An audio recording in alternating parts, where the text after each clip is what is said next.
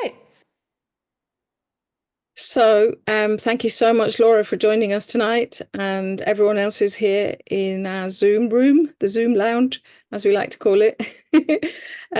So, Laura, I just want to say thank you so much for all the hours and hours and hours of your time that you've given to our TLC clinic. You must have seen, I don't know, probably over 100 people now through the TLC clinic volunteering once a month. And throughout all this time, I've been watching your hands on people's bodies. And I was just saying before we started recording that it looks, to the untrained eye, it looks like you're not doing much. You kind of do a small movement and then you put a blanket over somebody and then you sit down. And so it looks like, if you don't know about Bowen therapy, or if you don't know why you're doing what you're doing, it looks like you're not doing much. And but then I see how people get off your table. People say my shoulder is better, I haven't got any pain, my fatigue is better. In fact, we had a friend come who had a thing that she was measuring her nervous system. You can tell us about that, heart rate variability. And it showed that she'd gone from fight or flight into rest and digest within that 20 minutes that you were working on her, some of which you were just sitting on the floor doing that.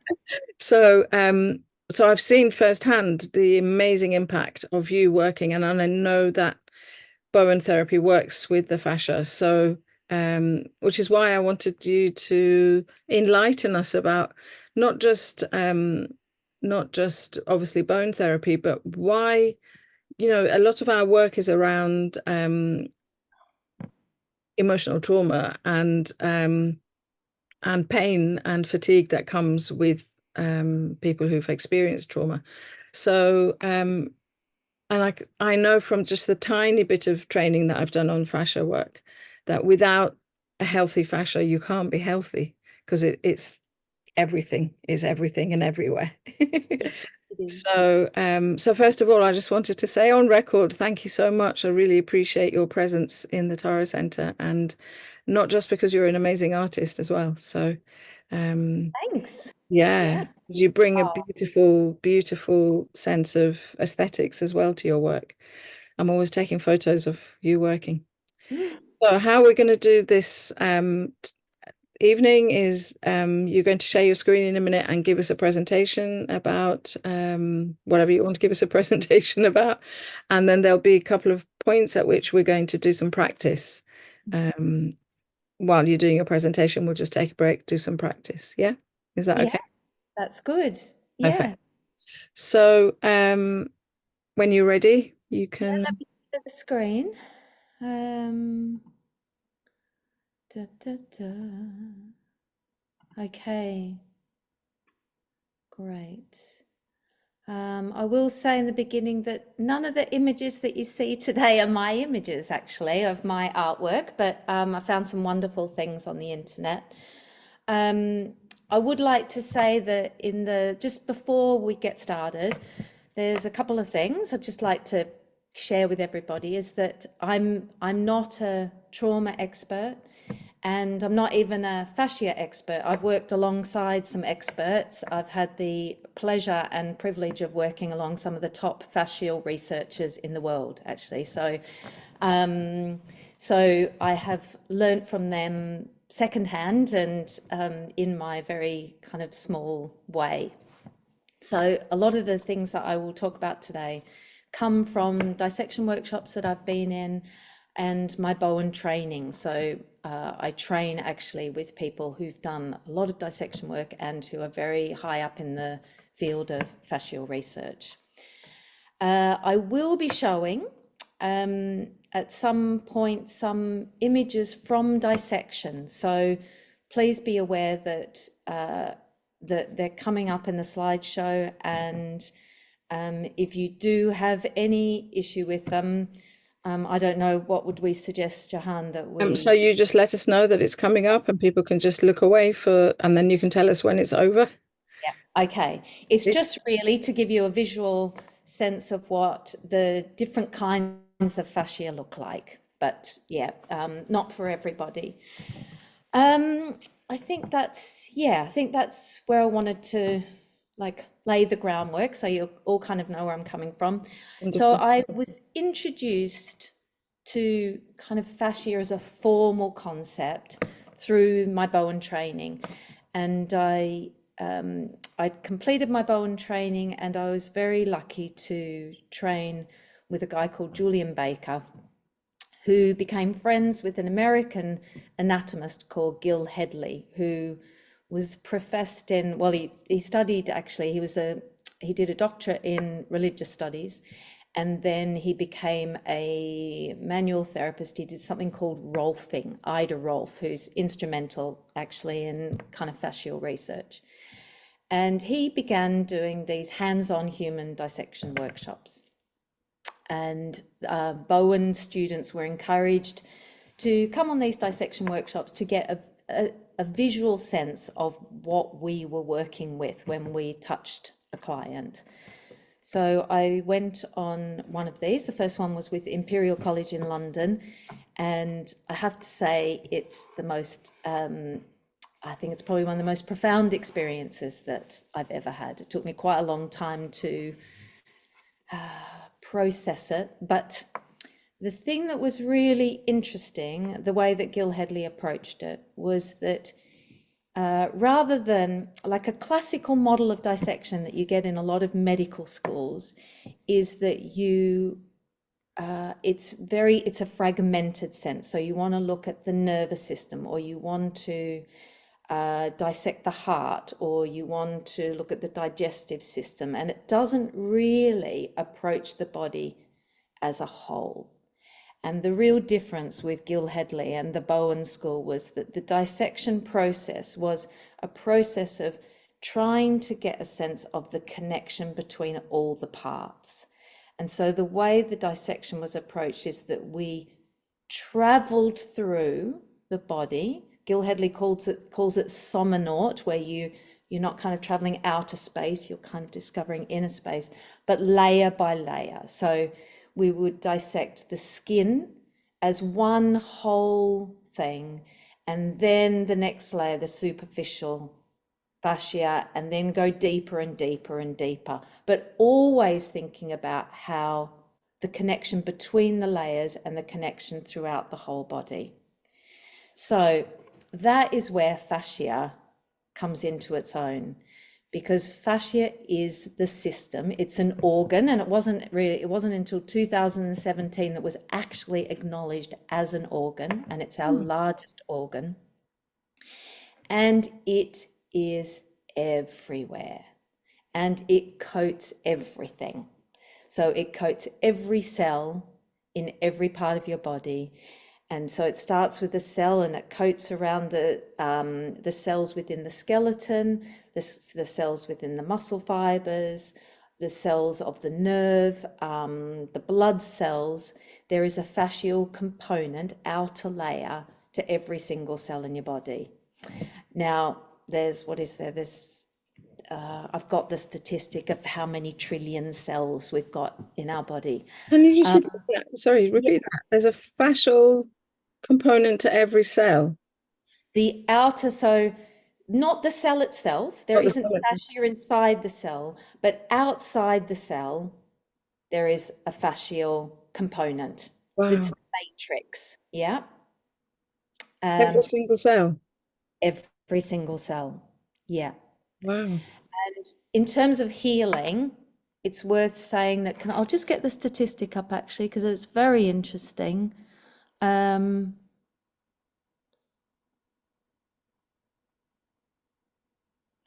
So actually, one thing is that it's about 18 to 23 kilos of our weight, an average person's weight, is fascial. Yeah, so that's a large component, about a third, and it's involved in about a third of all our movements and how we structure. But what I wanted to talk about was this. Okay. So I'll just read this out actually, because it's just a really great way of understanding the importance and the integral nature of fascia. It's an organ, but it doesn't behave like we've learnt to think about other organs, like the liver or the stomach or the heart. because it resides everywhere and it's always changing and restructuring in accordance with the life of cells. So if you think there's a fascial layer to all cells, then every day the body replaces about 330 billion cells, about 1% of our body, which means that 1 million cells die every minute. So the mass of cells we lose throughout each year through normal cell death is close to our entire body weight. So the thing about fascia is that because it's linked to every cell, as the cells die and regenerate, it's constantly in motion, it's constantly changing and can be changed. So the structure and the movement and the way we deal with pressure, stress, can be repatterned because of this kind of interconnective nature of fascia. Does that make sense? Yeah. Yeah? Does that make sense to everyone else that's listening, I hope? Feel free to put things in the chat if you need. Yeah. I guess we're so used to we're just really used to having a very compartmentalized understanding of the body. So when we think about fascia and when we think about healing and when we think about the impact of things that we have, fascia gives us a kind of whole new image to work with. So it's a fabric which fills in all the gaps. Yeah. Covers everything, connects everything, is the mediator between all the nerves, the lymph, the blood cells, the function of the heart. So if we start with a picture of the whole, we've got a very different kind of door within which to begin thinking about healing. Yeah, because I think what often happens, I understand from when I'm working with clients, is that people come in and they're in pain and their shoulder is in pain. And part of dealing with pain is to disassociate from that part. Yeah. Yeah. Yeah. My shoulder's in pain. I don't like my shoulder. Yeah. I can't do what I want with my shoulder. Please go away, shoulder. I'm not going to give you any attention, shoulder, because you're not doing what I want you to do. Yeah.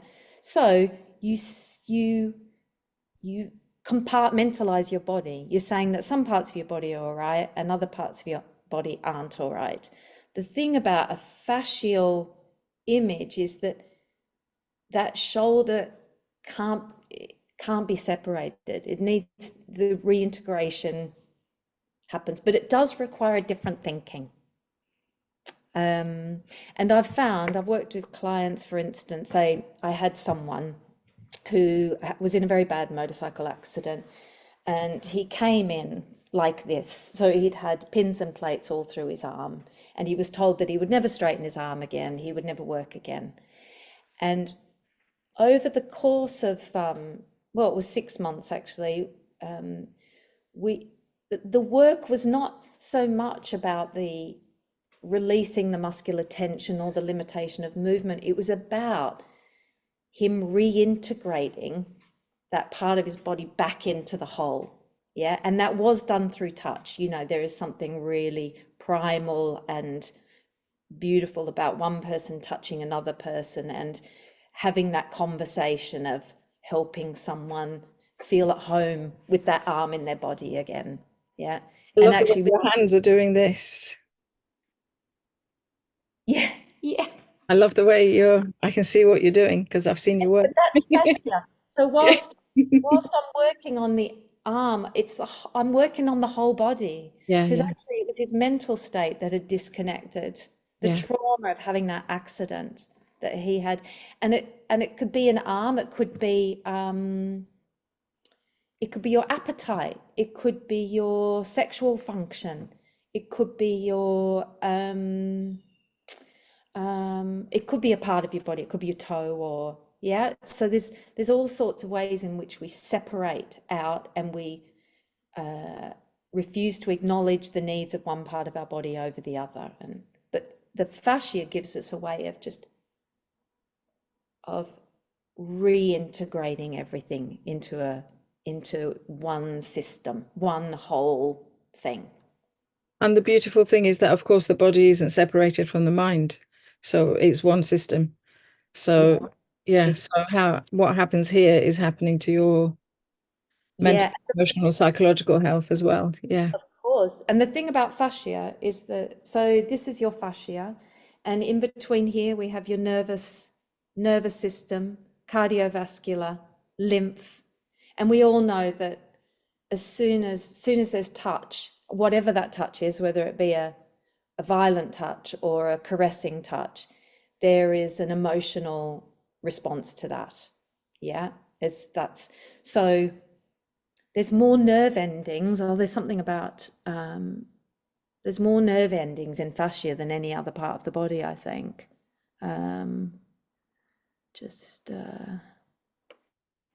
I've got the statistic with that as well. Just in terms of recognizing that the impact of things, the impact of pressure, stress, trauma communicates its way into the body through the fascia. Yeah. And the potential for change, for rebuilding those cells in a different direction, happens through the fascia as well. Amazing. Yeah. I wanted to try.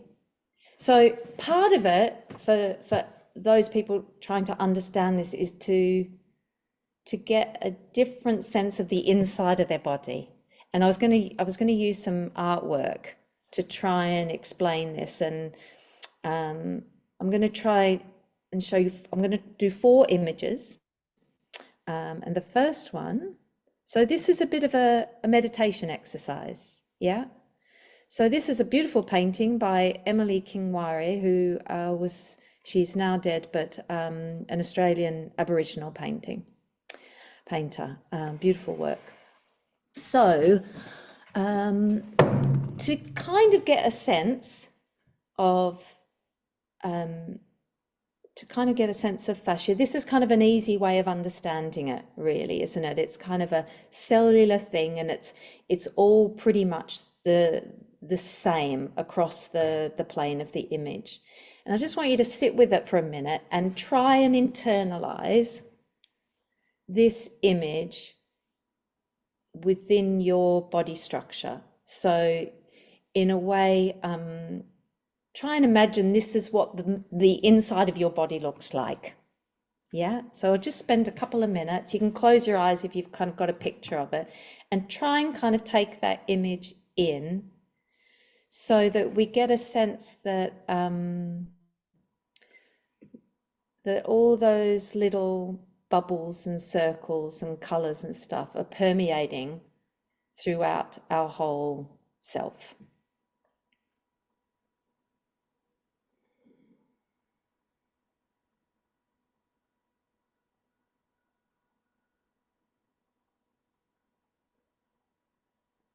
And there's energetically, there's no barriers. Everything, all those pathways, all those meridians are clear and unblocked.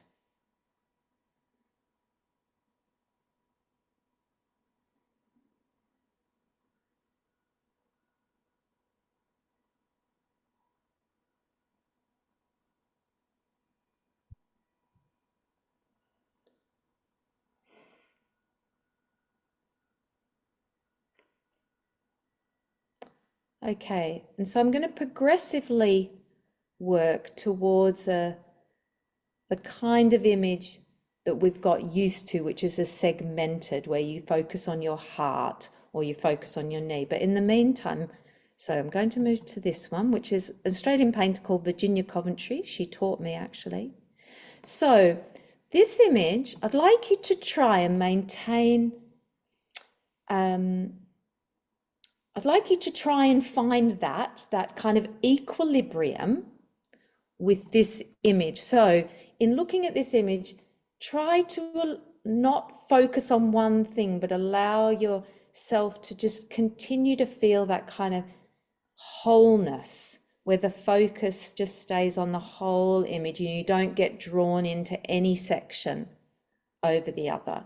And it's a bit more difficult than with that first image, but see if you can just maintain that sense of continuity,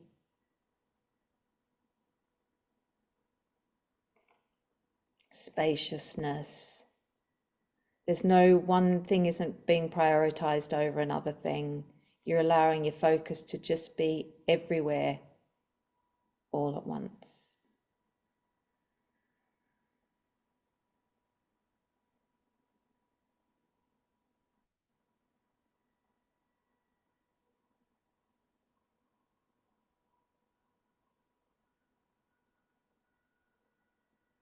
And take that inside. It'll have a different quality, I suspect, than that first image. A different kind of texture. It'll feel texturally different. But the idea is that you feel it equally throughout.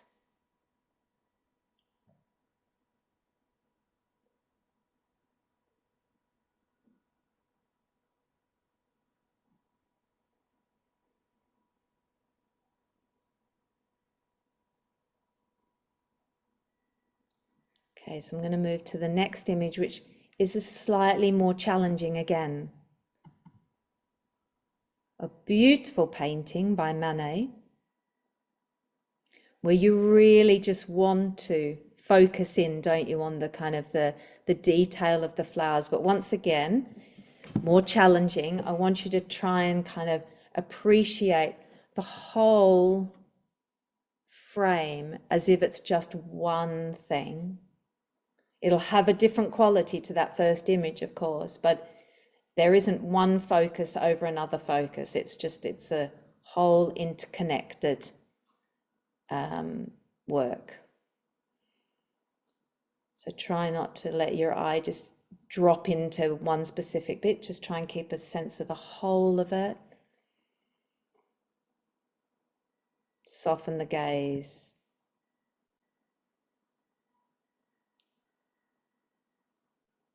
And take that whole image inside. It'll feel different again, the quality of it, the texture of it.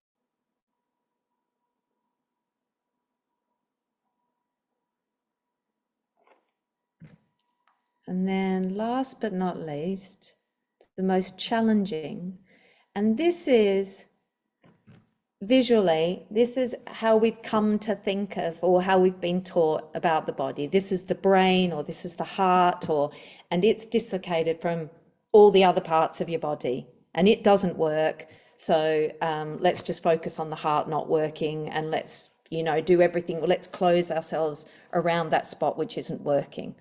So this is the challenge, is to take this image and the space around it and not focus on the red circle. Okay, so it's there and it'll have a quality, but to try and see the space behind and the red circle as one and the same thing, and take it in.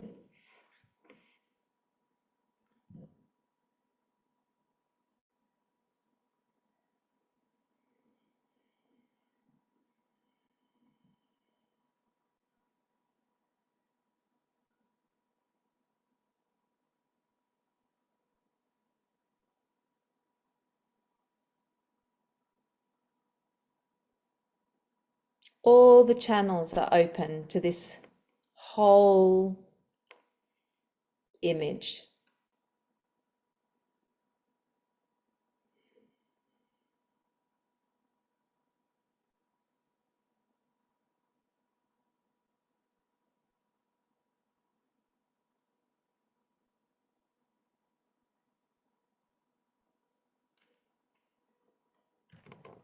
Okay.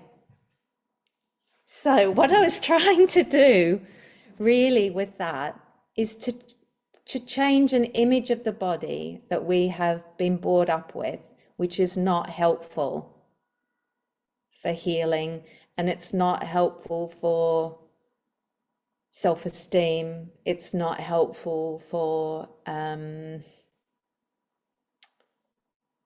connection. It makes us feel disconnected to our own bodies, and it makes us feel disconnected to other bodies, other people. Fascia offers us an opportunity to really feel connection at a very deep level. So to go back to an anatomical model, this is the model that we've learnt. There is the nervous system. Can you see the arrow? Yeah? Does that, yeah. The nervous system, the cardiovascular system. Actually, we've got the lymphatic system, sorry. Cardiovascular, nervous system, muscular, skeletal, respiratory, and digestive, and they're all separate parts. Yeah, and this is how dissection was taught, and still is in a lot of medical schools. Yeah, let's get rid of, and see, there's no connective tissue here. There's no evidence of anything bringing these together, but this is what fascia does.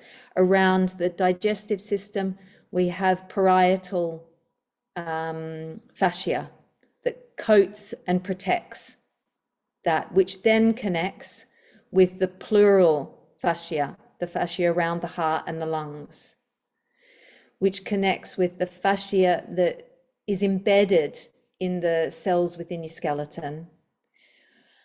The deep fascia, which packages muscles independently and in relation to other muscles. We have nerve cells, which are coated in fascial substance, connective tissue matrix. Same with the blood cells. And these also, the nerve endings, the cardiovascular endings, and the lymph are embedded. It's around the cells themselves and around the lymph nodes, but also within the kind of tissue, like the superficial fascia, that outer layer of tissue. All these nerve endings are coming through. So this image is lacking the vital ingredient. Unlike these images that have been going around for centuries, and we as alternative therapists or people who have been understanding Chinese medicine or Indian yogi have known for centuries, and are a much closer approximation of the connection between parts. So whilst fascia has become very popular, it's really, and Carla Stecker said this, she's one of the kind of big researchers in fascia, it's really just finally that kind of Western and Eastern medicine or understanding of anatomy is coming together. Yeah. So this is where I was going to show you some of the more details of the kind of textural quality and the layering of fascia. So if you feel uncomfortable with dissection imagery, please just turn away for a moment and I'll let you know when we've come back. So the first one, so we've got that image that I just described, and the contrast with this over here is a dissection of the fascial, the connective tissue connections between the tongue and the foot. So we would think of the tongue as just something to do a bit with breathing, maybe a bit with eating, but it's connected directly. And maybe we would think, oh, okay, we could understand that there maybe is a connection to the lungs. This is the parietal fascia, I think, around the lungs. But then you wouldn't probably take it down into the deep abdominal muscles down the inner leg to the knee, down the calf and to the foot. Yeah. So every time you chew, in a sense, you are affecting change down and through this whole system. Whenever you walk, whenever you place your foot on the ground and wait there, you potentially create a chain of effects up into the tongue. Yeah. If this is distorted, the line of distortion will happen, I'll show you, up the whole chain, potentially. So if we think of it as a fabric, the fabric that connects everything in the body, and we've got this kind of fabric here, if you pull down this one side, it's going to make a distortion through the whole system. Yeah. If we twist it, yeah. So this is what we've got with connective tissue for good and bad, you know. So it creates distortion, but also it can be repatterned and create a lot of space and a lot of freedom. So in terms of the layering of fascia, these lovely people, I've been privy to working with them in dissection. So these are images that come from both these wonderful people, Julian Baker and Gil Headley. This, lovely people, is what we would find in our buttocks, just underneath the skin.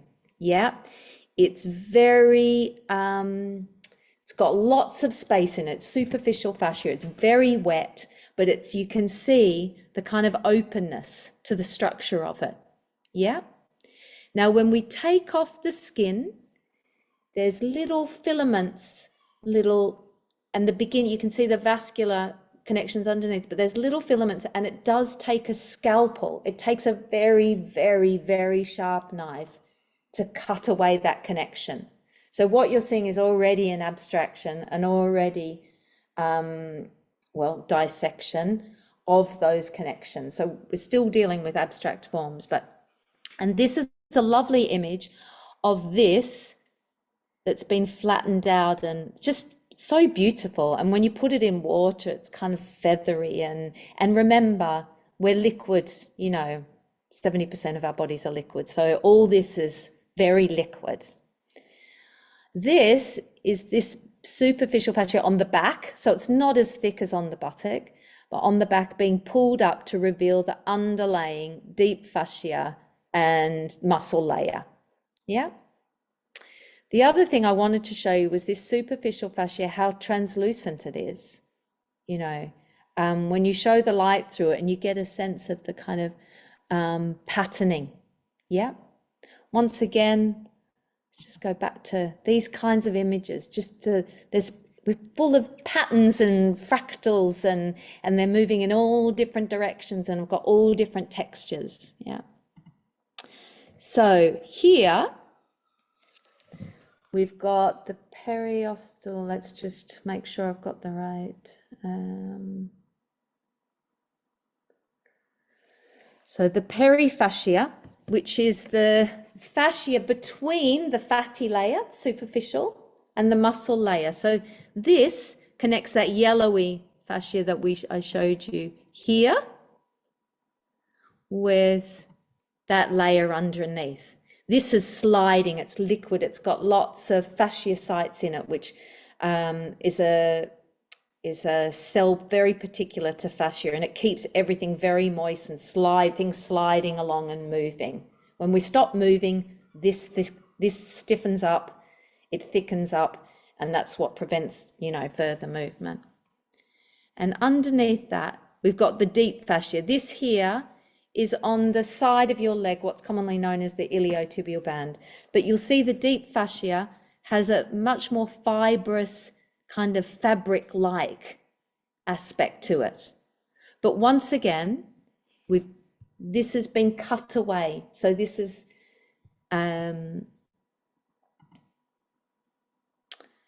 there isn't a distinction. Yeah, there's nerve endings running through, there's blood vessels running through, there's lymphatic lines running through, there's meridians running through, there's nadi points running through, if you want to use kind of different terminology here. Um, then we've got this, my very good friend Jahan Adem was instrumental in this dissection of the heart, but not the heart, the actual fascia. So the visceral fascia, which connects, is around the heart and connects on to the diaphragm. Yeah, it encases it, it brings it together. It means it's working as one. We're working constantly, we're working as one. The heart is not alone. And this in itself has been cut away from the other structures, but it just gives you a sense of that continuity, particularly here, that continuity of the heart resting on the diaphragm. And the last one, because it's too difficult really to get a, is to get any dissected images because it's so subtle, is the periostal fascia, which is lines each of these cavities, the cranial cavity. So it kind of creates a protective layer which encases it, which then joins in with the other ones. We've got one in the cranial, one in the thoracic, one in the abdominal, and lower the pelvic. Yeah. So I've just separated. So we've gone back to here. So let's just go back to here for a moment, where whilst they all have a kind of different textural quality, they are all communicating through one another and then through the nervous system, through the vascular system, through the lymphatic system, which are kind of like a tree branch running through all of them. Yeah. Is this making sense? Elham, making sense? Yeah. Okay. I turned my mic off. Yes, definitely.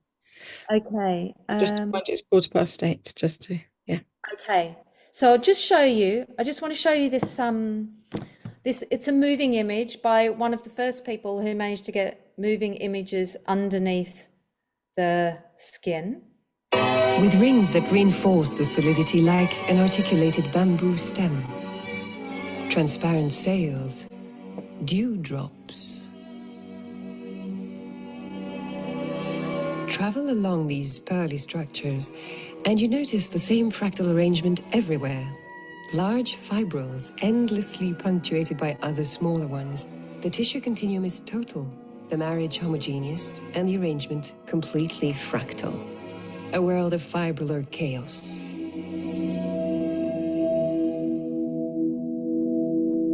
The human body would seem to be one and the same tissue that has differentiated over time, but whose basic organization is stereotyped.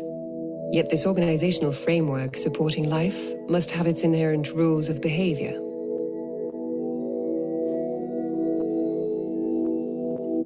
There we go. I won't go on too long with that. It just gives you a sense of the moving underneath the skin. Yeah. Is that? Yeah, do you want to turn your thing off so we can I have... could say loads more, but yeah. You'll have to come back for another session.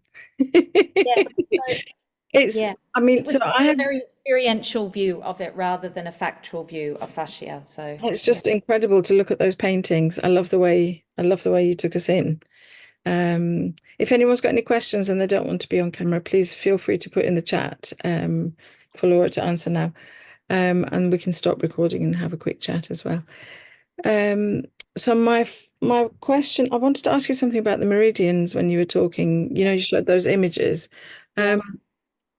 Because they're meant to be the vascular system, are they? Or the prima vascular system or whatever meant to be? I think it's a bit more subtle than that, actually. Yeah, that's my understanding of it. Yeah. And I don't know, I don't profess to know enough about it really. It was just, it was more that there was a, Pathways of, yeah. yeah, The exactly, energetic pathways, yeah. pathway that, and communication systems, Yes. which are less maybe solid than we're used to thinking about. Yeah. So, and it was really fascinating to see the heart and the diaphragm as well. We kind of know that because, when we know if we change our breathing, we can change our blood pressure, we can impact how we feel, we can reduce anxiety. It's like the inroads to everything is the way you breathe. So that was really beautiful to see the connection between Yeah. the heart and the diaphragm. And then actually it blends into the periosternal, so it actually blends in and goes down to the pubic, like the pubic bowl as well, that kind of fascial, but yeah. So one of the things I wanted to ask you was just go back to what you started with, which was how the fascia is basically crucial to healing. Can you say a little bit more about that before we finish? In what way? So if let's say we live with pain, let's say we live with fatigue. Yeah. How should we conceptualize our fascia? Let's say you've got pain everywhere. Let's say you've got chronic pain. Yeah. What would be a helpful way of connecting with the fascia? In particular, if you've got limited mobility, for example, or if you're in pain and you have fatigue, it's quite hard to get moving. It's one thing knowing you need to move, but it's another. So would small movements help? What kind? So the visualization, I think, really helps. Yeah, of the painting, that first painting that you said. Yeah, something like that, of just kind of open channels. I think that's really a beautiful way. The other way is knowing that like the breath can work in that way, can't it? Where you take the breath into the whole system. So I guess those two ways are good. Yeah, it's a discussion for another time, really, because I'm not anything which really brings the nervous system into a state of kind of equilibrium or a rest and digest state. And that kind of imagery tends to help with that, helps with the healing process. Mm-hmm. Anything which quietens it, reintegrates it so that all the systems can start functioning together.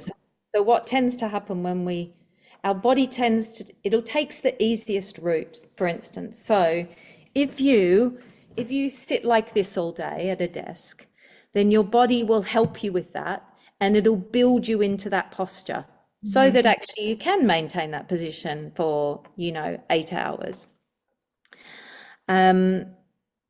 So it's really about giving directive for other patterns of movement.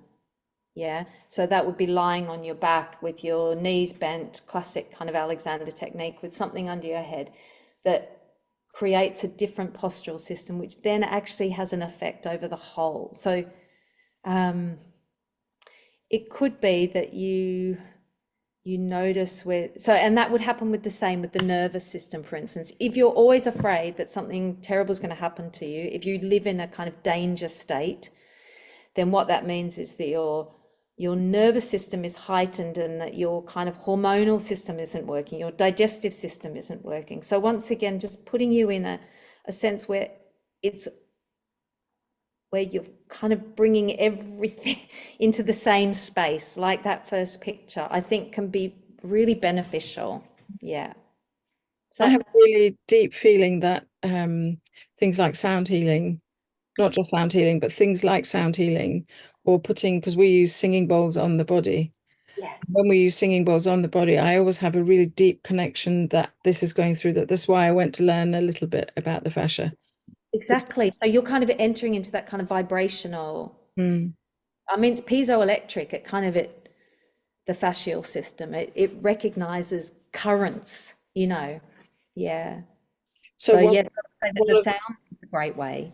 Yeah. one of the things that I usually tell students is there's 100,000 messages from each cell every second. Yeah. Wow. So imagine that. And that's So that's a the beautiful same with, oh, sorry, say that, Elska. that's a beautiful thing to know that at each, even every second, we can change the messages that are sent, Yeah. which Yeah. impacts the whole. Yeah, exactly. Because cells are dying and rebuilding all the time. So there is the potential always to just reshape, repattern, restructure. Yeah. Yeah. So we have a raised hand. We have a question.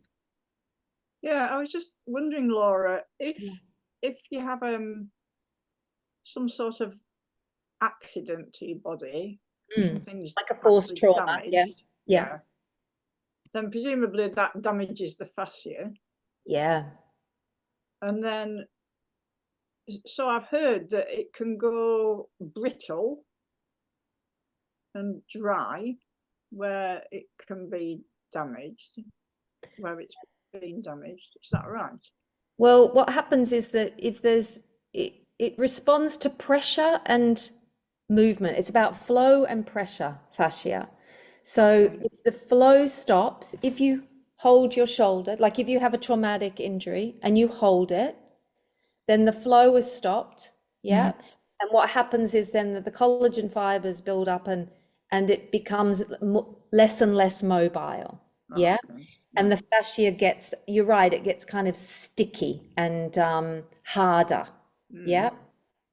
So I would, yeah. Does that answer your question? So then how would that heal? What would have to happen for that to heal? Movement. Movement. Yeah. Yeah. And I'm not talking about necessarily, sometimes actually movement can even be, if you can't move, that space of sensing the hole in your body. I mean, it's an imaginary leap. We're talking about a completely different concept of the body. And I'm not saying it's very easy, but I'm saying that things can be moved without you physically moving them. Okay. I mean, if people have done somatic practice, I'm always amazed when I've done some of those sessions and I feel like my body's like, can get into postures that are just not, I mean, they're not physically possible, but at a cellular level, my body feels like it's just gone into splits. And I feel the openness from that, even though, you know, my body's never going to get into the split. So it's the beginning. I'm not kind of, this is the beginning of we don't understand everything. Yeah. But I do think that just even entering that space, getting someone to touch it, to help you reintegrate. Because also, if you've got a forced trauma like that, it's not just a physical trauma, is it? You've got the emotional trauma of that, and all that changes the patterning and the tensional structure of that fascia. So it's unraveling all of that. Yeah. So in a way, are you saying then that, you know, you can use your mind to heal by visualizing the fascia sort of becoming... within reason. I mean, I don't profess to be a miracle worker. I had some terrible news about a friend today with cancer that spread, and I'm not trying to say that this is no. But I do think that we are yet to perhaps really realize the potential for other ways of integrating our body and healing our body. Yeah. Well, it is very new information, isn't it? Like It you still say, is. it's not been it was around for very long, really. It's been around for quite some time, but not in the public domain. No. I mean, fascia was thrown in the bin, you know, even 100 years ago, like less than 50 years ago, and it still is in medical schools. They just like, gets rid of this stuff. I want to see that. I want to see the hamstrings. I don't want to see all this, you know, yellow stuff, you know, and all the anatomy books that we see and that we learn to see, they're so clean. We're just not clean. It's organized chaos, really. Yeah. And we can take advantage of that as well as, you know. So Laura, I'm conscious of the time, and I want to thank you 1,000 times for introducing this absolutely brilliant presentation. Very abstract way. Yeah. And yeah, I love the fact that, you know, you bring your art into it as well. And I'm really looking forward to possibly working with, you know, with you Yeah. between the Tara Centre and yourself as an artist. We can tell people more about that later. We will. So we're going to switch the recording off, and if you're here and you want to have a couple of minutes of conversation with Laura, please stay off Yeah. camera. And yeah, so you'll have to come back because this has just opened up a whole thing. And Maybe I'll make it just a little bit. and maybe next time we can do some visualization, like deeper. Yeah, I'm sorry we didn't Yeah. get. Yeah, well, in fact, we we could did. just do a lot. We could do a whole session We really can about. do a whole weekend. All right, so I'll just say thank you so much for now, and look forward to our next session. Yeah. Thank you, Elham. Thanks for having me. Thank you.